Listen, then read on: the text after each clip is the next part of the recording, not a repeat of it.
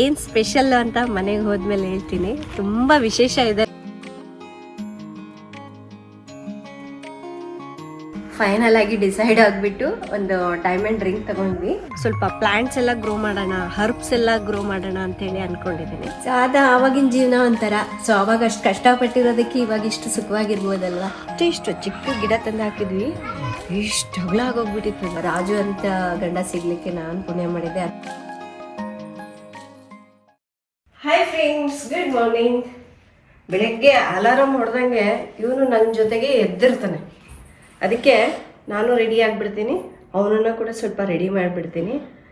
ಇನ್ನು ಬೆಳಗ್ಗೆ ಒಂದ್ಸಲ ನಾನು ರೆಡಿ ಆದ್ನ ಇನ್ನು ರಾತ್ರಿವರೆಗೂ ಇನ್ನೇನು ರೆಡಿ ಆಗೋಕ್ಕೆ ಹೋಗೋದಿಲ್ಲ. ಈ ಥರನೇ ಇರುತ್ತೆ ನನ್ನ ಫೇಸ್. ಸೊ ತುಂಬ ಜನರು ಕೇಳ್ತಿರ್ತಾರೆ ನನಗೆ, ಇಬ್ಬರು ಮಕ್ಕಳನ್ನ ಇಟ್ಕೊಂಡು ಬೆಳಗ್ಗೆ ಹೊತ್ತು ತಿಂಡಿ ಮಾಡೋದು ಅದೆಲ್ಲ ತುಂಬ ಡಿಫಿಕಲ್ಟ್ ಆಗುತ್ತೆ ನಮಗೆ. ಆದರೂ ಹಂಗೆ ಕಷ್ಟಪಟ್ಟು ಮಾಡ್ತೀವಿ. ನೀವು ಹೇಗೆ ಮ್ಯಾನೇಜ್ ಮಾಡ್ತೀರಾ ಅಂತ. ಹೌದು, ಅದು ಇಬ್ಬರು ಮಕ್ಕಳನ್ನ ಇಟ್ಕೊಂಡು ಮಾಡೋ ನಮ್ಮಂಥ ತಾಯಂದ್ರಿಗೆ ಗೊತ್ತಿರತ್ತಲ್ವಾ. ಸೊ ತುಂಬ ಕಷ್ಟ ಆಗತ್ತೆ. ಕಷ್ಟ ಆದ್ರೂ ಅದನ್ನು ಎಂಜಾಯ್ ಮಾಡ್ತಾ ಇರ್ತೀವಿ. ನಾನು ಅಷ್ಟೇ. ಕೆಲವೊಂದ್ಸಲ ಇರಿಟೇಟ್ ಆಗತ್ತೆ, ಇವನು ಮಲ್ಕೊಂಡ್ರೆ ಸಾಕಪ್ಪ ಎಲ್ಲ ಕೆಲಸ ಮಾಡ್ಕೊಳ್ಬೋದು ಅಂತ. ಬಟ್ ಮಕ್ಕಳು ಅವಕ್ಕೇನೂ ಗೊತ್ತಾಗೋದಿಲ್ಲ. ಸೊ ನಾವೇ ಅರ್ಥ ಮಾಡಿಕೊಂಡು ಸಮಾಧಾನದಿಂದ ನಮ್ಮ ಕೆಲಸಗಳನ್ನ ಮಾಡ್ಕೋಬೇಕು. ನಾನು ನಮ್ಮ ಧೀರು ಅಂದರೆ ಧೀರು ದಿನ ಬೆಳಗ್ಗೆನೇ ಎದ್ಬಿಡ್ತಾನೆ. ನಾನು ಅರೌಂಡ್ 6 o'clock ಎದ್ದೊಳ್ತೀನ, ನನ್ನ ಜೊತೆಗೆ ಎದ್ದಿರ್ತಾನೆ. ಅವ್ನು ಪಕ್ಕದಲ್ಲಿ ನಾನು ಇಲ್ಲ ಅಂದ್ರೆ ಆಗೋಯ್ತು. ಇವನು ಎದ್ದಿರೋದ್ರಿಂದ ಅದು ಅಭ್ಯಾಸ ಆಗೋಗ್ಬಿಟ್ಟಿದೆ ನನಗೆ. ಇದು ಏನು ಡಿಫಿಕಲ್ಟ್ ಆಗಲ್ಲ. ಈಗ ನಾನು ಇವನ್ನ ಇಟ್ಕೊಂಡು ತಿಂಡಿ ಹೇಗೆ ಮಾಡ್ತೀನಿ ತೋರಿಸ್ತೀನಿ, ಬನ್ನಿ. ಬಾ ಬಾ ಬಾ ಬಾ ಬಾ ಬಾ. ನನ್ನ ಜೊತೆಗೆ ಬೆಳಗ್ಗೆ ಧೀರು ಒಬ್ಬನೇ ಎದ್ದಿರ್ತಾನೆ. ಚಿನ್ನಿಮ ಎದ್ದೊಳೋದು ಒಂದು 7:30, ಕೆಲವೊಂದು ಸಲ 8 o'clock ಆಗಿಬಿಡುತ್ತೆ. ನಾನೆಲ್ಲ ತಿಂಡಿ ಎಲ್ಲ ರೆಡಿ ಮಾಡಿದ್ಮೇಲೆ ಅವಳು ಎದ್ದು ಬರ್ತಾಳೆ. ಇನ್ನು ಇವನ್ನ ಇಟ್ಕೊಂಡು ತಿಂಡಿ ಮಾಡೋದಿದೆ ಅಲ್ವಾ, ನನಗೆ ಏನಿಲ್ಲ ಅಂದರೆ ಒಂದು 20 ನಿಮಿಷದಲ್ಲಿ ಮಾಡುವಂತಹ ತಿಂಡಿ 3/4 ಗಂಟೆವರೆಗೂ ಟೈಮ್ ಹಿಡಿದ್ಬಿಡುತ್ತೆ. ಇನ್ನು ಇತ್ತೀಚೆಗೆ ತೋಟದಲ್ಲಿ ಕೋಳಿ ಎಲ್ಲ ನೋಡ್ತಾ ಇದ್ದಾನಲ್ವ, ಅವ್ನಿಗೆ ಅದಕ್ಕೆ ಮನೇಲಿ ಇದು ಮೆಟಲ್ದು ಒಂದು ಮೊಟ್ಟೆ ಹಾಕಿಡೋದಿದೆ. ಅದ್ರ ಜೊತೆ ಸ್ವಲ್ಪ ಹೊತ್ತು ಆಟ ಆಡ್ತಾನೆ. ಅದಾದಮೇಲೆ ಇನ್ನೊಂದು ಕಡೆ ಹೋಗ್ತಾನೆ, ಇಲ್ಲಿ ಏನೇನಿದೆ ಅಂತ ಹೇಳಿ ಒಂದ್ಸಲ ಎಲ್ಲ ಚೆಕ್ ಮಾಡ್ಕೊಂಡು ಬರ್ತಾನೆ. ಇನ್ನೊಂದು ಕಡೆ ನಾನು ಅವನ ಹತ್ರ ಮಾತಾಡ್ತಾನೆ. ನಾನು ತರಕಾರಿಗಳನ್ನೆಲ್ಲ ಕಟ್ ಮಾಡಿಕೊಂಡು ರೆಡಿ ಮಾಡಿಬಿಡ್ತೀನಿ. ಕೆಲವೊಂದು ಗಾಜಿನ ಬಾಟ್ಲೆಲ್ಲ ಇಲ್ಲಿ ಇಟ್ಟಿರ್ತೀನಿ. ಸೊ ಅಂಥದ್ದೆಲ್ಲ ಮುಡ್ತಾನೆ ಅಂದ ತಕ್ಷಣ ಅವ್ನು ಮತ್ತೆ ಬೇರೆ ಕಡೆ ಡೈವರ್ಟ್ ಮಾಡಿಬಿಡ್ತೀನಿ. ಇಲ್ಲೇ ನನಗೆ ಬೆಳಗಿನ ವರ್ಕೌಟ್ಸ್ ಅರ್ಧ ಆಗೋಗ್ಬಿಟ್ಟಿರತ್ತೆ. ಕೆಲವೊಂದು ಸಲ ಏನಾಗುತ್ತೆ ಗೊತ್ತಾ, ಚಿನಿಮದೀರು ಎದ್ದಿದ್ರೂ ನನಗೆ ಅಡುಗೆ ಮಾಡೋಕ್ಕಾಗೋದಿಲ್ಲ. ಯಾಕೆಂದರೆ ಅವರಿಬ್ಬರು ಕೆಲವೊಂದು ಅವ್ನಿಗಿಷ್ಟ ಆಗಿರುತ್ತೆ, ಅದೇ ಟಾಯ್ ಅವಳಿಗೂ ಬೇಕಾಗಿರುತ್ತೆ ಅಲ್ವಾ, ಜಗಳ ಮಾಡ್ತಿರ್ತಾರೆ.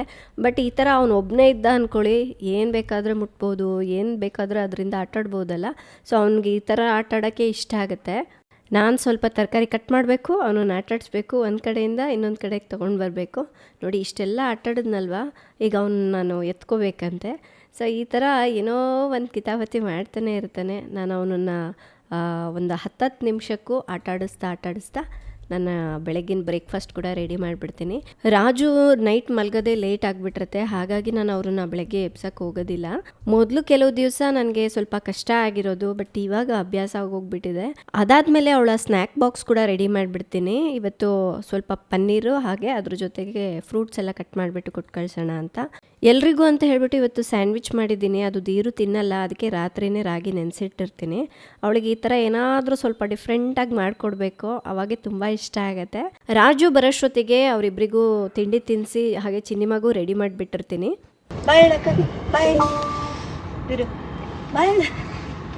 ಹಿಂಗೆ ಹೋಗ್ಬಿಟ್ಟದ್ ನೋಡು, ನಿದ್ದೆ ಬಂದ್ಬಿಟ್ಟಿದೆ ಅವನಿಗೆ. ಬಾಯ್ ಬಾಯ್ ಚಿನ್ನಿಮ, ಬಾಯ್. ಕೂತ್ಕೋ ಸರಿ.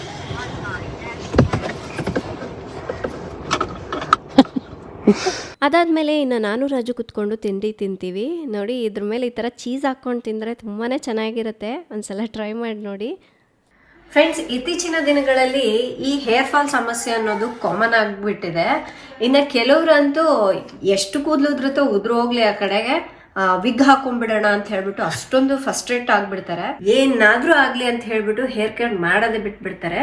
ಬಟ್ ಅದು ತಪ್ಪು. ಸ್ವಲ್ಪ ಇದ್ದಾಗ್ಲೇನೆ ನಾವು ಸರಿಪಡಿಸ್ಕೊಂಡ್ರೆ ಅದು ಚೆನ್ನಾಗಿರುತ್ತೆ. ಸಾಧಾರಣವಾಗಿ ಹೇರ್ ಫಾಲ್ ಅನ್ನ 4 ಸ್ಟೇಜಸ್ ನಲ್ಲಿ ಡಿವೈಡ್ ಮಾಡ್ತಾರೆ. ಮೊದಲೆರಡು ಸ್ಟೇಜಸ್ ನಲ್ಲಿ ಇರುವಾಗ್ಲೇನೆ ನಾವು ಸ್ವಲ್ಪ ಚೆನ್ನಾಗಿ ಕೇರ್ ಮಾಡಿದ್ರೆ ಈ ಹೇರ್ ಫಾಲ್ ಅನ್ನ ತಡೆಗಟ್ಟಬಹುದು. ಉಳಿದ 2 ಸ್ಟೇಜಸ್ ಗಳಲ್ಲಿ ಈ ಹೇರ್ ಫಾಲ್ ತಡೆಗಟ್ಟೋದು ತುಂಬಾ ಡಿಫಿಕಲ್ಟ್ ಆಗ್ಬಿಡುತ್ತೆ. ಸೊ ಈ ಹೇರ್ ಫಾಲ್ ಕಡಿಮೆ ಮಾಡೋದ್ರಲ್ಲಿ ಒಂದು ಒಂದು ಬೆಸ್ಟ್ ಏನಪ್ಪಾ ಅಂದ್ರೆ ರೋಸ್ಮೇರಿ. ಅದಕ್ಕಾಗಿ ನಾನು ಆಲ್ಪ್ಸ್ ಗುಡ್ನೆಸ್ ಅವರ ರೋಸ್ಮೇರಿ ವಾಟರ್ ಅನ್ನ ಯೂಸ್ ಮಾಡ್ತೀನಿ, ಏಕೆಂದ್ರೆ ನನಗೂ ಕೂಡ ಅದೇ ಸಮಸ್ಯೆ ಇತ್ತು.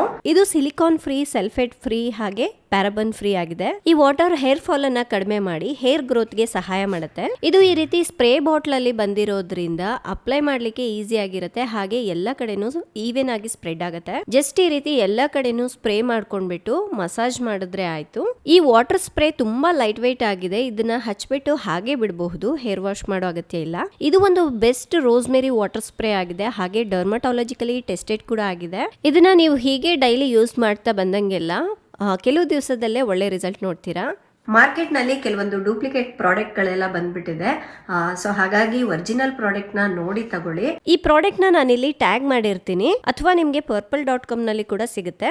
ಅಂಡ್ ಈ ರೋಸ್ಮೇರಿ ವಾಟರ್ ಇದೆ ಅಲ್ವಾ, ತುಂಬಾ ಚೆನ್ನಾಗಿ ವರ್ಕ್ ಮಾಡುತ್ತೆ. ಒಂದ್ಸಲ ಟ್ರೈ ಮಾಡಿ ನೋಡಿ ಫ್ರೆಂಡ್ಸ್. ನಿಮ್ಗೊಂದು ತೋರಿಸ್ತೀನಿ ಬನ್ನಿ. ನಮ್ಮ ಮನೆ ಹತ್ರ ಸ್ವಲ್ಪ ಜಾಗ ಇತ್ತಲ್ಲ, ಇಲ್ಲಿ ಕೆಲವೊಂದು ಹೂವಿನ ಗಿಡ, ಹಾಗೆ ಇದು ಗೊತ್ತಿದ್ಯಾ ರೋಸ್ಮೇರಿ. ನಮ್ಮ ಹಳೆ ಮನೆ ಹತ್ರ ಕೂಡ ಅಷ್ಟೇ, ಒಂದು ಇಷ್ಟೇ ಚಿಕ್ಕ ಗಿಡ ತಂದು ಹಾಕಿದ್ವಿ, ಇಷ್ಟು ಅಗಲ ಆಗೋಗ್ಬಿಟ್ಟಿತ್ತದು. ಇನ್ನು ಇದರ ಸ್ಮೆಲ್ ಇದೆಲ್ಲ ಸ್ವಲ್ಪ ಹಿಂಗೆ ಟಚ್ ಮಾಡಿ ಸ್ಮೆಲ್ ಮಾಡಿದ್ರು ಘಮ ಘಮ ಅನ್ನತ್ತೆಲ್ಲ ರಜೆ ಸಕ್ಕದಾಗಿ ಫ್ರಾಗ್ರೆನ್ಸ್. ನಾನಿದು ಯಾಕೆ ಇಲ್ಲಿ ಹಾಕ್ಸ್ಕೊಂಡಿದ್ದೀನಿ ಅಂದರೆ, ಈ ಕಡೆ ಒಂದು ಆ ಕಡೆ ಒಂದು 2 ಕಡೆ ಹಾಕಿದ್ದೀವಿ. ಇದ್ರ ಮಧ್ಯ ಇದು ಫ್ಲವರ್ ಪ್ಲ್ಯಾಂಟ್ಸ್.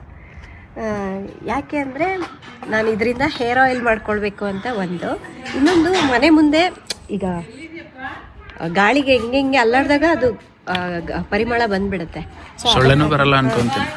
ಸೊ ಅದೊಂದು ರೀಸನ್ಗೆ ನಾನು ಇಲ್ಲಿ 2 ರೋಸ್ಮೇರಿ ಪ್ಲ್ಯಾಂಟ್ಸ್ನ ಹಾಕಿದ್ದೀನಿ.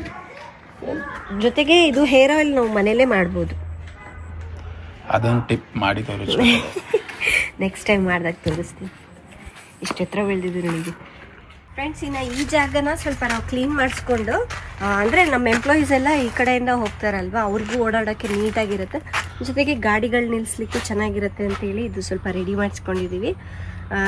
ಇಲ್ಲಿ ನಾವು ಉಳಿದಿರೋಂತಹ ಮಟೀರಿಯಲ್ ಏನಿದೆ ಅಲ್ವಾ, ಇದು ಕಲ್ಲಿದೆಲ್ಲ ಗ್ರಾನೈಟ್, ಇದನ್ನು ಇಲ್ಲಿ ಹಾಕೊಂಡಿದ್ದೀವಿ. ಇದು ಎಲ್ಲಿಂದ ಗೊತ್ತಾ ರಾಜು? ಇದು ಕಿಚನ್ ಅಲ್ಲ? ಹಾಂ, ಅವರೆಲ್ಲ ಕಿಚನ್ಗೆ ಇದು ಯೂಸ್ ಮಾಡಿದ್ರೆ ನಾವು ಬೇರೆ ತಗೊಂಡಿಲ್ಲ. ಹೌದು, ನಾವು ವೈಟ್ ಸ್ಟೋನ್ ಹಾಕಿದ್ದೀವಿ.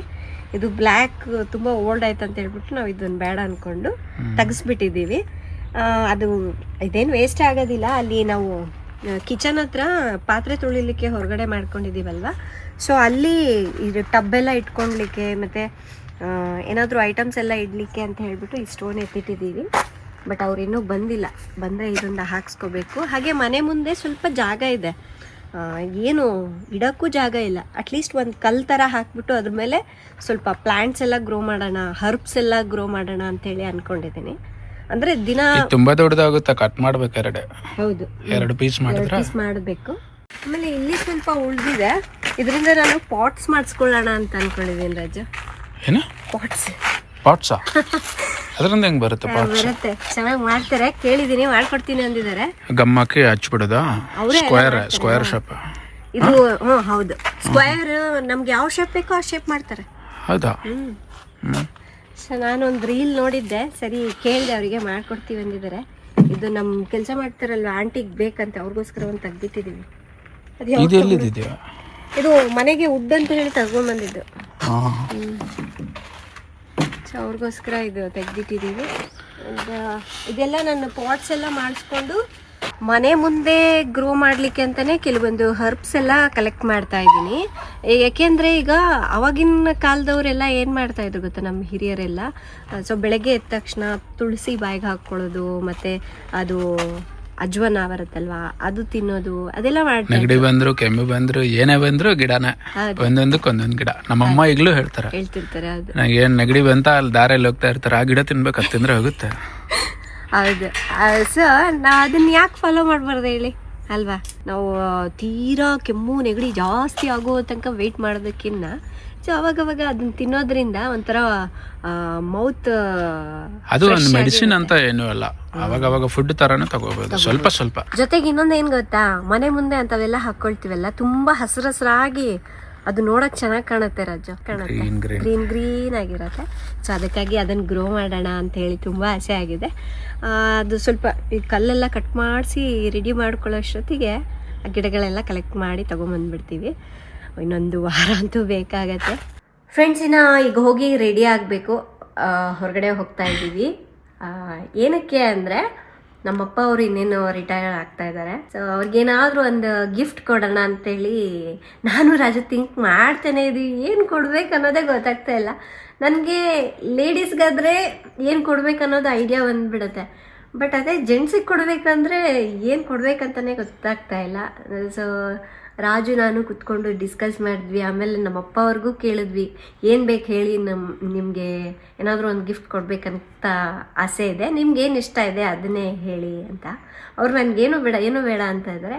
ಇನ್ನೊಂದು ನಮ್ಗೆ ಅನ್ನಿಸ್ತು, ಆ ಥರ ಕೊಟ್ಟರೆ ಅದೇನು ಗಿಫ್ಟ್ ಥರ ಅನ್ಸೋದಿಲ್ಲ ಅಲ್ವಾ ಕೇಳಿ ಕೊಡೋದ್ರಿಂದ. ಸರಿ, ನಾವೇ ಏನಾದರೂ ಥಿಂಕ್ ಮಾಡೋಣ, ಏನಾದರೂ ಕೊಡಬೇಕು ಅಂಥೇಳಿ ಯೋಚನೆ ಮಾಡಿದ್ವಿ. ಸೊ ಅದು ಇನ್ನೂ ತಲೆಗೆ ಬಂದಿಲ್ಲ. ಅದಕ್ಕೆ ರಾಜು ಇದ್ದು, ಏನು ತಲೆಯಲ್ಲಿ ಇಟ್ಕೊಬೇಡ, ಹೋಗೋಣ ಹೊರಗಡೆ, ಅಲ್ಲಿ ನೋಡಿದ್ಮೇಲೆ ಏನು ಚೆನ್ನಾಗಿ ಕಾಣಿಸುತ್ತೋ ಅದನ್ನು ತಗೊಳ್ಳೋಣ, ಹೋಗ್ತಾ ದಾರಿಯಲ್ಲಿ ಡಿಸೈಡ್ ಮಾಡೋಣ ಅಂತ ಹೇಳಿದ್ದಾರೆ. ಅದಕ್ಕಾಗಿ ಹೋಗಿ ರೆಡಿಯಾಗಿ ಬಂದುಬಿಡ್ತೀನಿ. ಯಾಕೆಂದರೆ ಇನ್ನೊಂದು 3 days ಇದೆ ಫಂಕ್ಷನ್.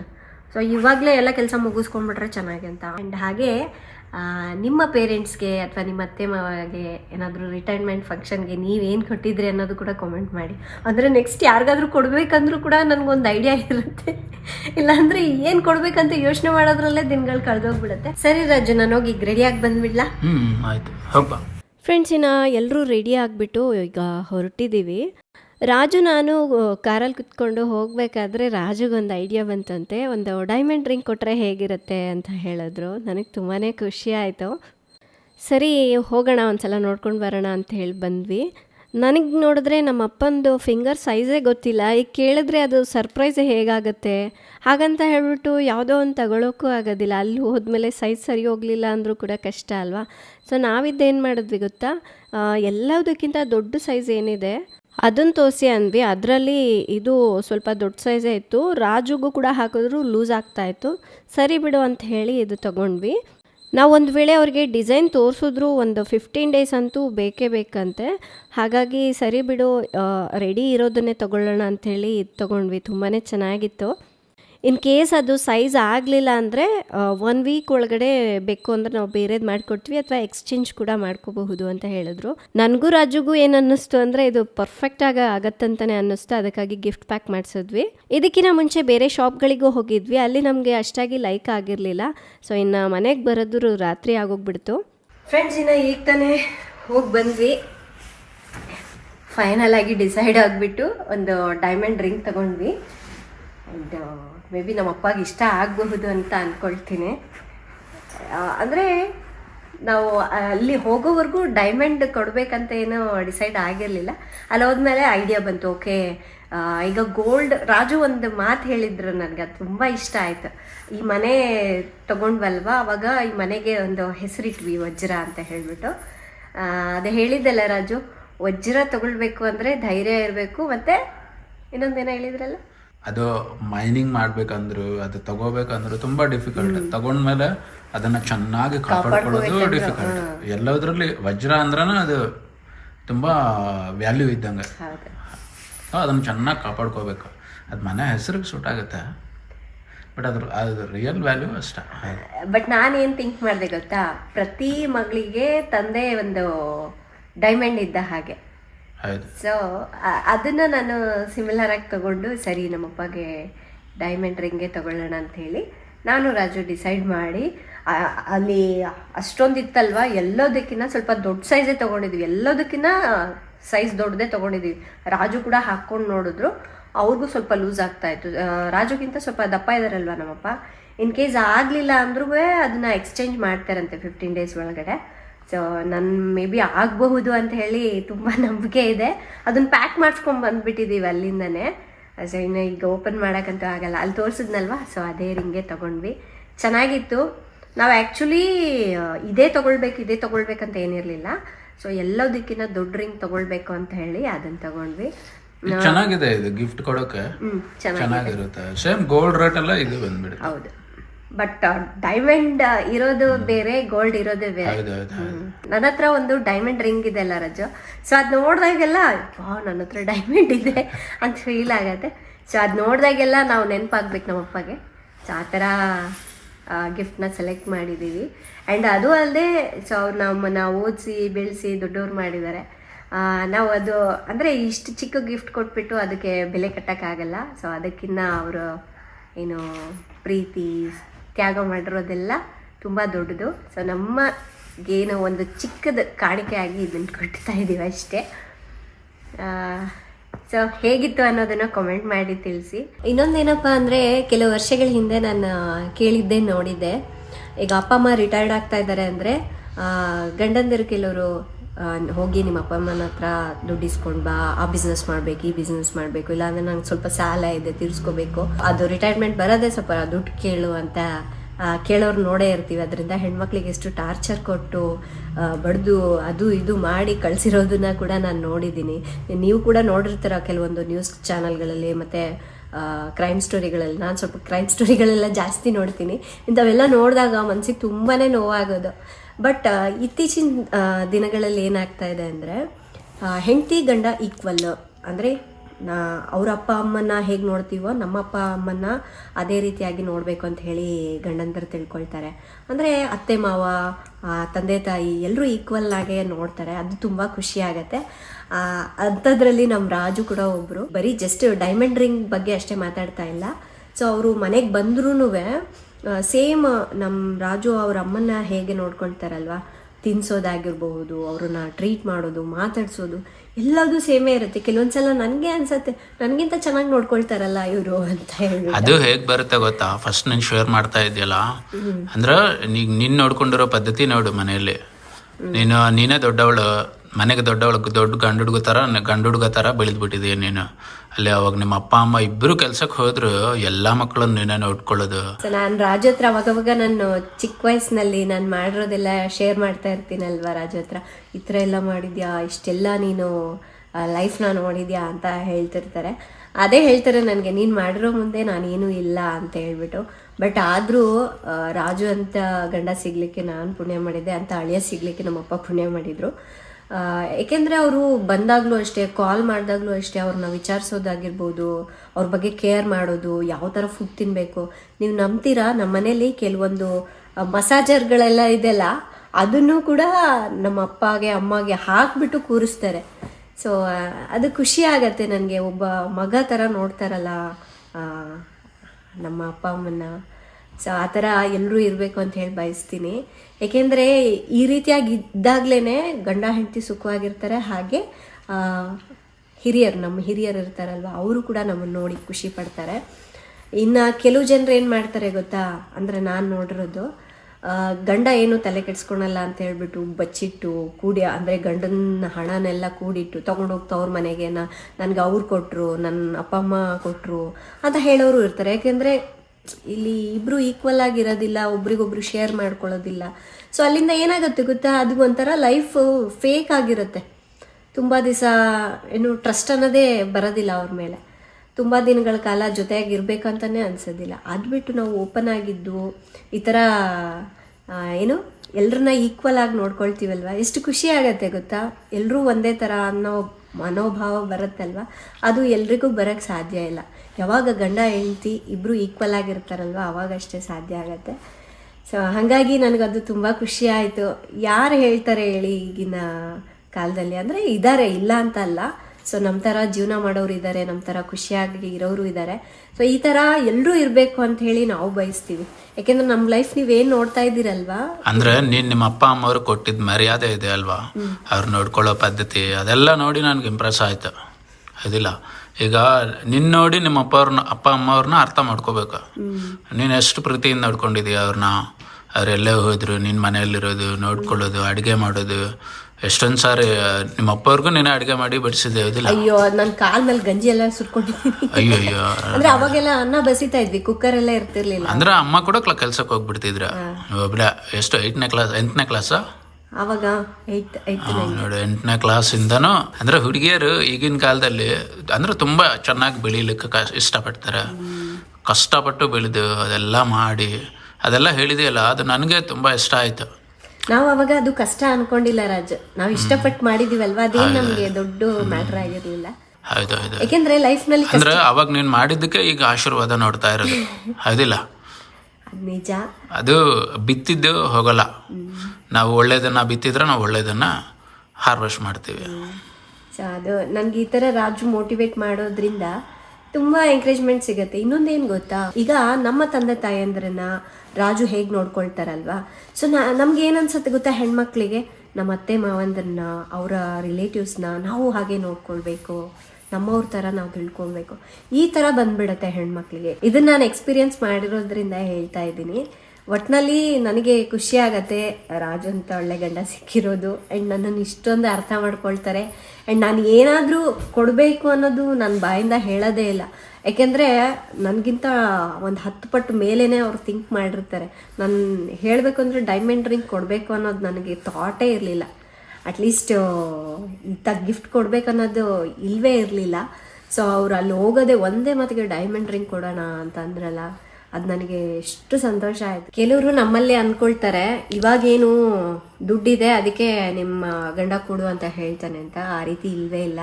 ಸೊ ಅವರು ಫಸ್ಟು 15,000ಕ್ಕೆ ಕೆಲಸ ಮಾಡುವಾಗಲೂ ಕೂಡ ಅವರು ಅದೇ ರೀತಿಯಾಗೇ ಇದ್ದರು. ಇದನ್ನು ನಾನು ಎಕ್ಸ್ಪೀರಿಯೆನ್ಸ್ ಮಾಡಿರೋದ್ರಿಂದ ನನಗೆ ಗೊತ್ತು. ಅವರು ಫಸ್ಟು ಧಾರವಾಡದಲ್ಲಿ ಇರಬೇಕಾದ್ರೂ ಅಷ್ಟೇ, ನಾನು ಇಂಥದ್ದು ತೊಗೊಳ್ಬೇಕು ಅಂದರೆ ತಗೋ ಅಷ್ಟೇ. ಇವಾಗ ಹೆಂಗಿದಾರಲ್ಲ ಅವಾಗೂ ತಗೋ, ಬಟ್ ನಾನು ಧೈರ್ಯ ಮಾಡಿ ತಗೊಳ್ತಾನೆ ಇರಲಿಲ್ಲ. ಈಗ ನಮ್ಗೆ ಸಪೋರ್ಟ್ ಬೇಕು ಅಂದ್ರೆ ನಾವು ಸಪೋರ್ಟ್ ತೋರಿಸ್ಬೇಕು, ಹೌದಿಲ್ಲ? ಈಗ ನಮ್ಗೆ ರೆಸ್ಪೆಕ್ಟ್ ಬೇಕು ಅಂದ್ರೆ ನಾವು ರೆಸ್ಪೆಕ್ಟ್ ಕೊಡ್ಬೇಕು. ಹಂಗೆ ನಾವು ಎಷ್ಟು ಒಳ್ಳೇದು ಮಾಡ್ತೀವಿ ನಮ್ಗೆ ಅಷ್ಟು ಒಳ್ಳೇದಾಗುತ್ತೆ. ಅದು ಯೂನಿವರ್ಸಲ್ ಲಾಜಿಕ್ ಅದು.